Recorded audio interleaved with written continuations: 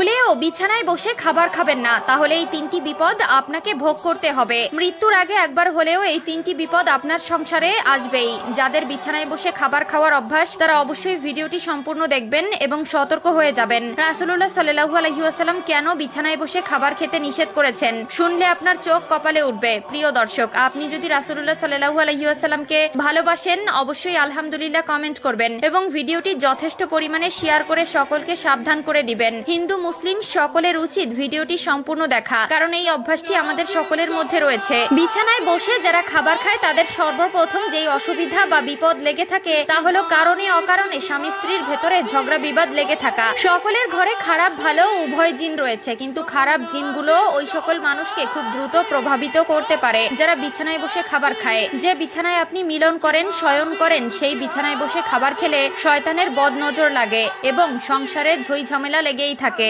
2 নম্বরে যারা বিছানায় বসে খাবার খায় তাদের ঘরে সব সময় কেউ না কেউ অসুস্থ হয়ে থাকে। আগেই বলেছি, যে বিছানায় আপনি মিলন করেন, যে বিছানায় আপনি বিশ্রাম করেন, সেই বিছানায় যদি খাবার খান তাহলে শয়তানের বদনজর আপনার ও আপনার পরিবারের সদস্যদের উপরে পড়ে, যার কারণে সংসার থেকে রহমত উঠে যায় এবং সব সময় অসুখ বিসুখ লেগেই থাকে। যাদের বিছানায় বসে খাবার খাওয়ার অভ্যাস রয়েছে তারা অবশ্যই এই বিষয়টি ত্যাগ করবেন। আমার জন্য নয়, আপনার ও আপনার পরিবারের ভালোর জন্যই বললাম। মানবেন কি মানবেন না সেটা একমাত্র আপনার একান্ত ব্যক্তিগত বিষয়। যারা বিছানায় বসে খাবার খায় তাদের সংসারে ঘন ঘন ঝগড়া বিবাদ হতেই থাকে। কোনো কারণে বা অকারণে ছোট ছোট বিষয় নিয়ে খারাপ পরিস্থিতি সৃষ্টি হয়। 3 নম্বরে যারা বিছানায় বসে খাবার খায় তাদের বাসায় যতই টাকা আসুক না কেন সেই টাকার বরকত হয় না। তাদের টাকা কোথাও না কোথাও বাড়তি খরচ হয়ে যেতে থাকে।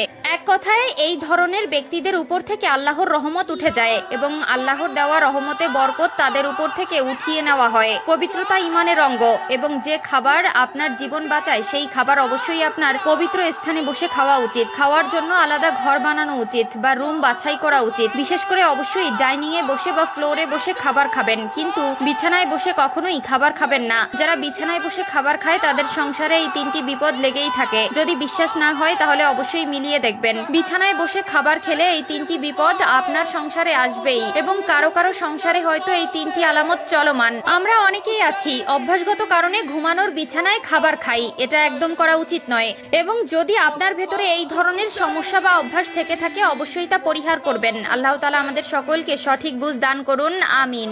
বেশি কথা না বলে আপনাদের জানিয়ে দেব নারীদের কোন 3টি ভুল তার সংসার ভাঙার মূল কারিগর। 1 নম্বরে হচ্ছে অতিরিক্ত জেদ। প্রিয় দর্শক, অবশ্যই আপনারা মিলিয়ে নেবেন, প্রত্যেকটি ডিভোর্সের পেছনে একটি সমস্যা থাকে। নারীদের অতিরিক্ত জেদের কারণে 10টি সংসারের মধ্যে 9টি সংসার ভেঙে যায়। 2 নম্বরে যে ভুলটি মেয়েরা সবসময় করে থাকে সেটি হলো স্বামীর সাথে তর্ক করা। 3 নম্বর কারণটি হলো বাবার বাড়ির কুপরামর্শ।